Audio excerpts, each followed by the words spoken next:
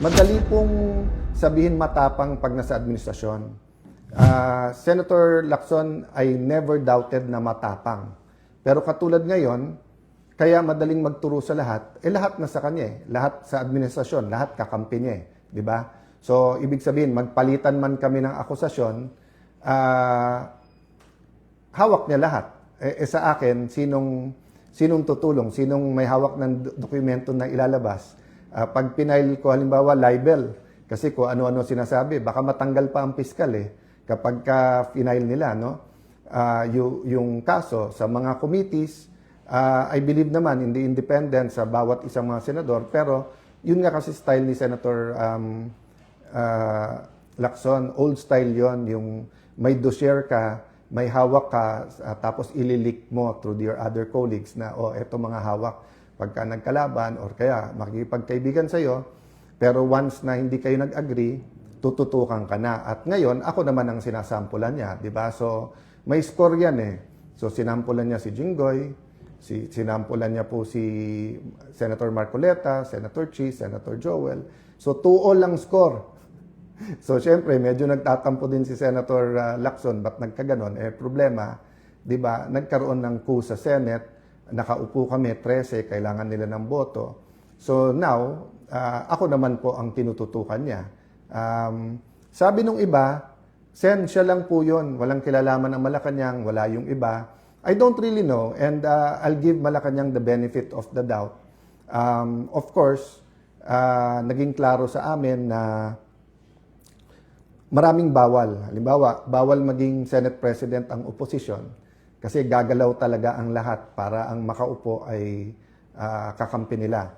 But so far naman, masasabi ko naman na very straightforward, honest, very, how do I put it, patas ang pagpapatakbo ni Senator Win. Of course, umangal kami sa impeachment dun sa presiding officer. Wala naman akong doubt maganda ang pagpapatakbo ni Senator Escudero. Ang question lang kung nasunod yung rules, di ba? So walang doubt po sa amin nung tinigil yung pagbibigay ng medical assistance kasi napakarami po tayong tinutulungan sa medical assistance. Nireport po sa akin na maraming project hindi napopondohan. DBM naman daw, hindi naman DPWH, pero dapat DPWH yung nagpa-follow up. At pag na-delay ito, hindi naman si Alan Cayetano magsasuffer. At hindi lang Tagigenyo kasi nga marami na pong dumadaan sa mga kalye ng Taguig na hindi po taga-Taguig. Ulitin ko po yun yung mga ibang projects po na sinasabi ni Senator Lacson, pinapakinabangan ng daan-libong tao yan. Yung ilan mga parks, pag Christmas lang po, 20-30,000. Yung daanan na isang sinasabi nila, dinadaanan ng mga galing Laguna papuntang Rizal. Alam nyo naman po, Arca South, BGC, whether mga kapitbahay namin sa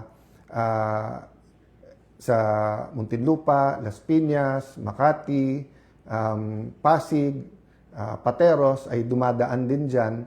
So pag tinigil yung mga projects or binitin or hindi nilabas ang pondo, ang nagsasuffer dyan mga tao. Balita ko sa House din, maraming kongresista na hindi pumirma sa impeachment. Hindi ko alam for sure kasi hindi ko sila nakakausap. But yung ilan na nakakausap ko, ay nagsabi nga na tigil yung kanilang pondo. So, ang hiling na lang namin, so, tanggap na namin yon. Marami kaming tanggap. Tanggap namin maging target, tanggap namin iimbestigahan kami, tanggap namin kakasuhan kami, tanggap namin na, bawal na maging majority o Senate President, bawal yung ibang projects. But hiling namin, ang konstitusyon, ang constitutional processes ay respetuhin. Diba? Huwag nating isang tabi yung batas.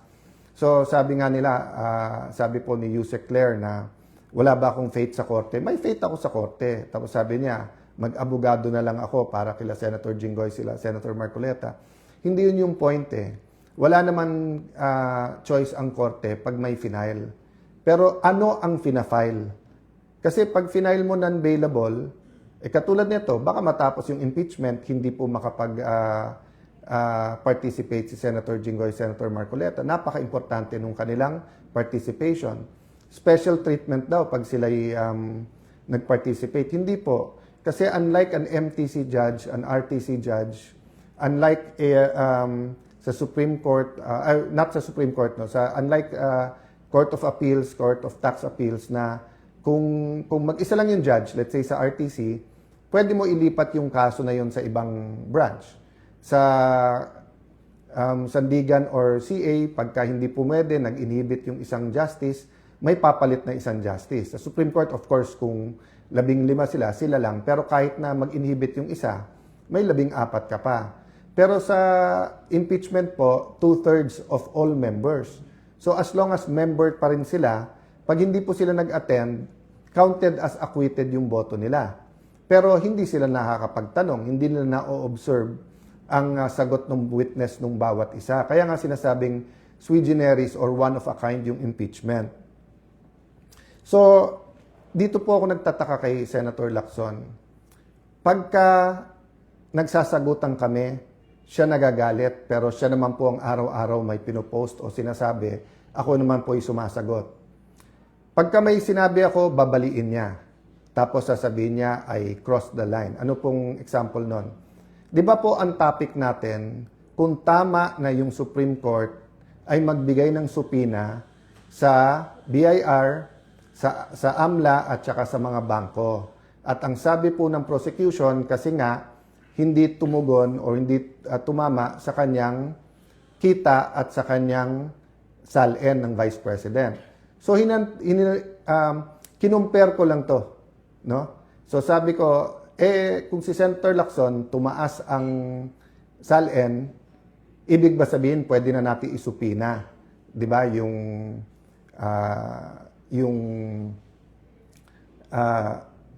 BIR, AMLA at saka no. Ako din ang sumagot. Sabi ko hindi. Kasi just because tumaas ang SALN mo, hindi ibig sabihin may mali. So hindi ko na siguro kasalanan kung mali ang rinig niya. Of course, sa kanyang pamilya or sa mga malalapit sa kanya na stress, paumanhin na na-stress kayo. Kasi kung yun yung interpretasyon, ang interpretasyon na sinasabi ko nga, walang masama. Kaya nga sabi ko, dapat may ebidensya, may accusation na may mali or may corruption. Hindi ko sinabing ganon. Pero nung sinabi niya kasi sa akin na may anomalya sa Taguig, so syempre sabi ko, edi side by side tayo, di ba? Lista ako ng 2-3 na meron din ako suspicion na hindi maayos sa iyo. O tapos yung sa akin, and then yung sa bayan. So ulitin ko po nung nag-umpisa to, sabi ko, gusto mong imbestigahan si Alan Cayetano or kahit anong tingin mong link sa akin, sige, pero isabay natin sa investigasyon sa iyo, and then ang dapat primary investigation, yung sa pangkalahatan sa buong bansa, yung flood control. Sabi niya, hindi, unahin natin si Alan Cayetano. Okay, so ano nangyari at bakit niya sinasabing humihingi ako ng ceasefire? So nung simula siyang magsabi ng mga alegasyon, nakikinig lang ako. Sabi niya, may ghost. Di naman niya sinabi ko saan. So syempre, sinabi ko lang, wala. O tapos, inaraw-araw na niya ako. Tapos totoo na nag-uusap-usap yung mga senador at alam niya yon. At isang senador nagsabi sa akin, ako mahigit sa isa, Alan, hanggang saan to? Sabi ko, yung para sa bansa, kailangan lumabas yung totoo. But reasonable kami. At hindi kami papayag sa sinungaling, hindi kami papayag na kung saan-saan dinadala, di ba? Ang gusto lang namin, patas at lumabas yung totoo, katotohanan. So sabi niya, pero Alan, pag naglaban-laban yung mga senador at araw-araw na lang laban-laban senador, 3 mangyayari. 1, baka bumaksak ang rating ng senador, baka bumalik yung plano na mag-chacha or mag-charter change at alisin ng senador. Ayaw naman natin yan. Sabi ko, yes, ayaw natin yan. O pangalawa, baka mawala yung focus sa mga anomalya na dapat tinitignan natin sa iba't ibang mga ahensya. Sabi ko, yes, unless yan ang gusto ni Senator Lacson. Unless ginagamit niya talaga to para pang-distract, unless may nag-uutos sa kanya, at ayaw niyang dun mapunta, gusto niya nasa amin yung focus o siya yung nasa dyaryo araw-araw. Sabi niya, pangatlo, Alan, hindi mo ba na-realize yung hirap ng ating kababayan? So sabi ko sa senador na mga kausap ko, alam ko, bakit? Hindi naman ako sa subdivision nakatira eh. So yung mga kapitbahay ko na nagta-tricycle na naglalakad na lang, o yung mga kapitbahay ko na may tricycle na minsan tumitigil na lang sa pagpapamasada dahil nga sa taas ng presyo ng gasolina at ng diesel. O dun sa mga nagrereklamo sa presyo ng kuryente, yung iba nababasa lang sa dyaryo. Sa amin, na nakatira kami sa isang community na very humble, at sa amin na very open kami sa aming community, may lumalapit talaga para sa tulong, whether yan sa kuryente, sa pagkain, sa paggagamot. Tapos tatanggalan pa kami ng pondo or ng karapatan na mag-endorse pagka dito sa medical assistance. So tignan nyo naman po kalagayan ko. Kami na po kinukuyog, kami na po kinakasuhan, kami na gustong ikulong. Sinabi na po diretso ni Senator Lacson yan na dapat si Alan ikulong. O okay na. Ang hinihingi ko lang, patas at huwag gamitin ang batas sa pabor lang sa iyo. Okay. So sabi nung ibang mga senador, anong pwede natin gawin? Sabi ko, ayusin lang natin. 'Di ba? Imbestigahan ang dapat imbestigahan. Wala naman nagsasuggest ng kung ano-ano. Ang salitang ceasefire hindi po nanggaling sa akin. Tinanong ako ng isang senador na habang inaayos natin lahat, wala pa naman members yung ibang committee, habang hinihintay natin ang SONA, yung LEDAC, ano ba tingin mo, Alan? So, sabi ko, walang problema ako kung ano nasa harap ko, yun ang gagawin ko. Basta pag may lumabas na ebidensya or may bagong issue, kailangan lumabas yung totoo. So, for example, sa kuryente, di ba? Yan po ba ay batas lang o meron talagang kumikita dyan? Yung presyo ng langis, yan po ba talaga ay dala lang po ng conflict sa Middle East o meron po talagang mga oil companies na nagte-take advantage? Kaya maraming nagagalit sa akin. Kasi whether yan po ay online gaming, whether yan ay vape, hindi ako pwedeng tumahimik dyan. Bakit? Mas takot po ako sa Diyos kaso sa tao. Di ba? So syempre po, gusto ko na may tiwala sa akin ng tao. But if it's a choice between one audience, God, and pagmamahal ng tao, ang pipiliin ko pagmamahal ng Diyos. So blessing sa akin ng Panginoon na nandiyan kayo at sumusuporta at lalo kayong dumadami na nanonood dyan sa Facebook at sa YouTube at sa social media. Mamaya I'll go to talk about yung traditional media, no? So, nung ako'y tahimik, nagagalit si Senator. Nung ako'y nagsasalita, hindi naman araw-araw din yun eh. Sabi nila, araw-araw nagfe-Facebook. Tignan nyo po yung mga post ko. Hindi po araw-araw yun. I think it was 2024 or 2025 yung aking Cayetano in Action 365, no? At iba din mga topic natin doon. But ang point ko, nung ako'y nagsasalita, ang daldal ko daw, ang dakdak daw ng dakdak, kung ano-ano daw sinasabi, ano na nangyayari sa akin. Nung tumahimik naman ako, araw-araw may bago, baka guilty, hindi mapaliwanag. Tapos ngayon sasabihin na humihingi ako sa kanya na itigil niya. Hindi ko po, sabi ko, haharapin ko. Ang hiningi ko nung tinanong ako, yung salitang ceasefire sa ibang senador na galing yon. At ang sagot ko nga, guys, hindi nyo kailangan kausapin kasi titignan nyo nga. Tahimik nga lang ako, inihintay ko lang yung aligasyon. But syempre, pagka medyo may sinabi na tingin ko ay kailangan sagutin, sasagot ako. So, for example, let's go to the mainstream media or traditional media, TV, radio, dyaryo.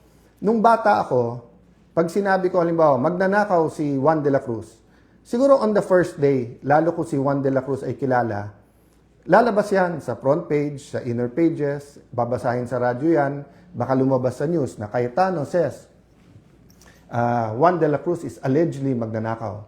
Pero pag yung second day, sinabi kong nagnakaw ng bahay yan, ng agaw ng lupa, pero wala akong puweba, wala akong nilabas na specific, baka hindi na ilabas sa news yan. Pag susunod na araw, sasabihin ko, carnapper yan, pero hindi ko maturo kung anong kotse ang kinarnap, hindi na lalabas yan. Pero kay Senator Lacson, everyday nag-tweet-tweet, may ghost, baka hindi ghost, double appropriation, baka isang picture, baka ganito. Araw-araw, nasa lahat ng dyaryo, nasa news. Hindi ko alam kasi hindi ko naman pinapanood interviews niya kung tinatanong man lang siya, Sir, ano yan, saan? Pero nire-report, di ba? So, wag din magtaka yung mga kapatid nating sa traditional media, sa mainstream media, kung bakit mas marami ang may tiwala ngayon sa independent vloggers, kung bakit sa Facebook, YouTube na nanonood yung iba. Kasi nung araw, iba yung editorial standards, iba yung journalism, yung bigat. So, I mean, in general, nandiyan pa. Pero in my case, no, and in many cases, tignan nyo yung sinasabi ko, di ba? Na 1 week, inaaraw-araw kami. Tapos, halimbawa, yung sinabing, we're worse than Bulacan. No, napakalaking, ano ba yung pondo sa Bulacan, sa isang distrito lang yon, times 5 ba? Kaso sa Taguig. Tapos sa Taguig, yung pondo, kasama naman dyan mga kalye, kasama dyan mga multi-purpose buildings, school buildings. At sa Taguig, makikita nyo, gumaganda ang buhay ng mga tao. I really don't mind the investigation. Basta patas lang.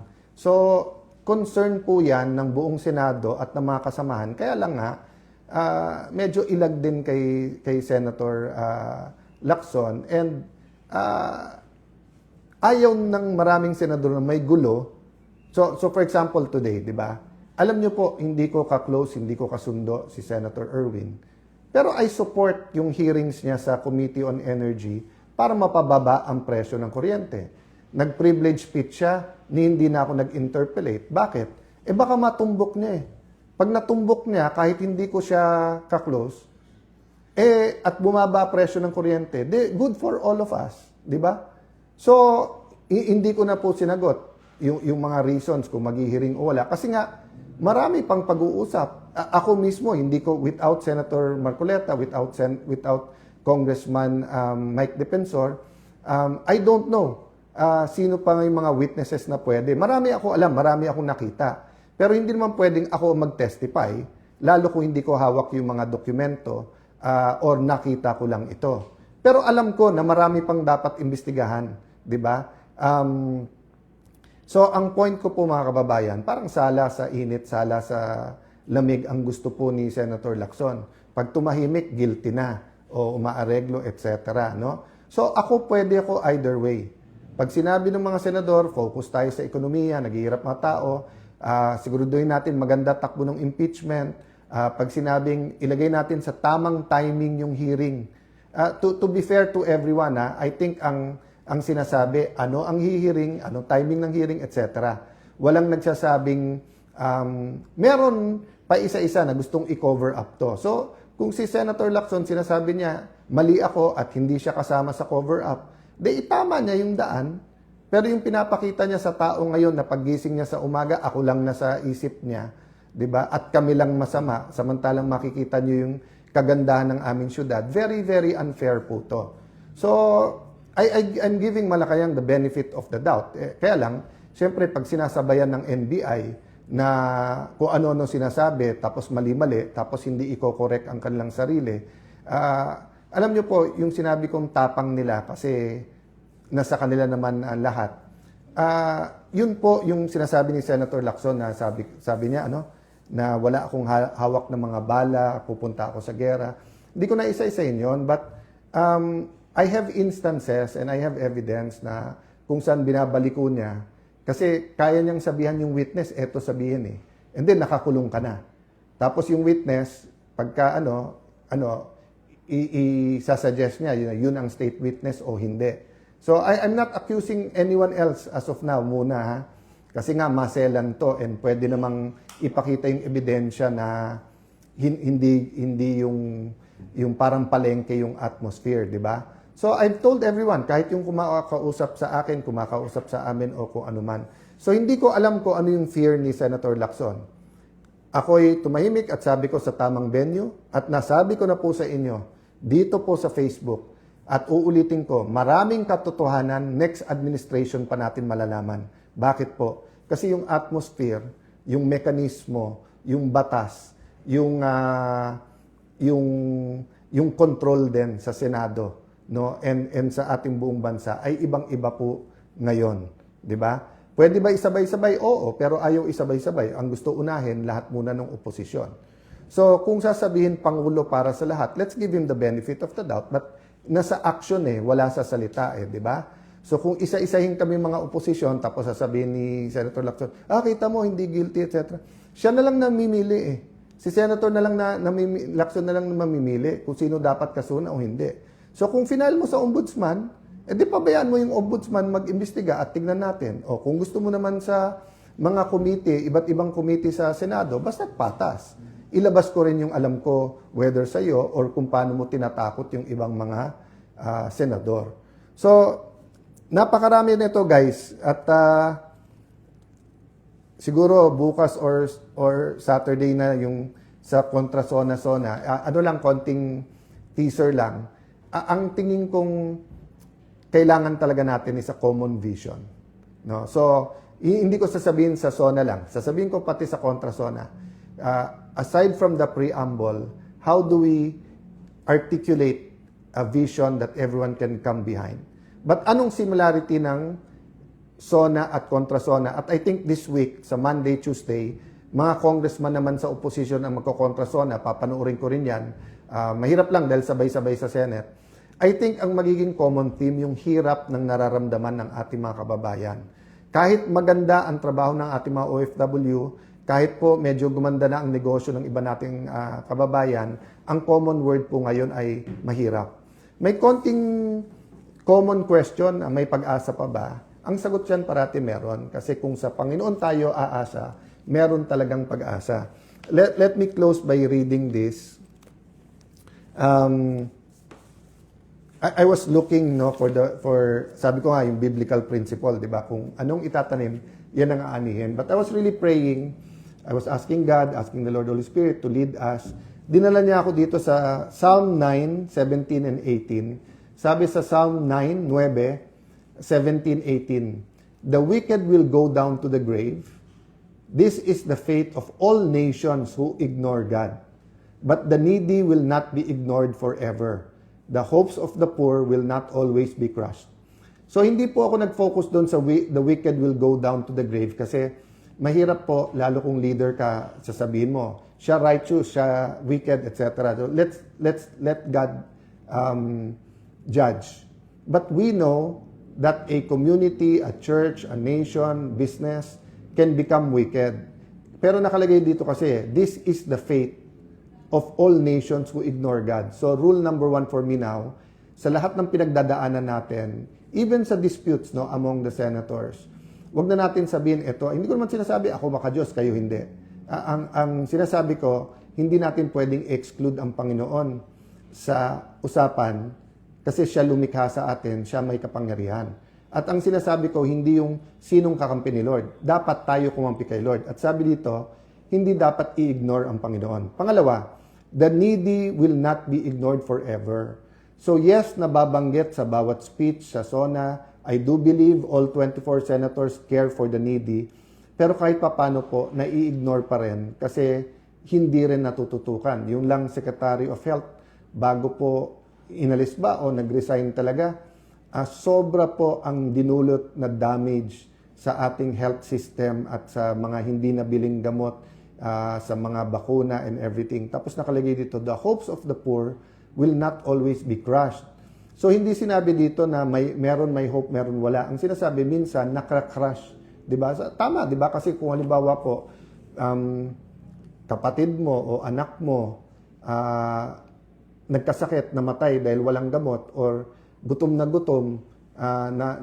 bansot, na stunt, o kaya hindi nakapasok sa trabaho or naging baldado dahil nga sa malnourishment, sa sobrang malnourished na, nakra-crush yung hope ng tao.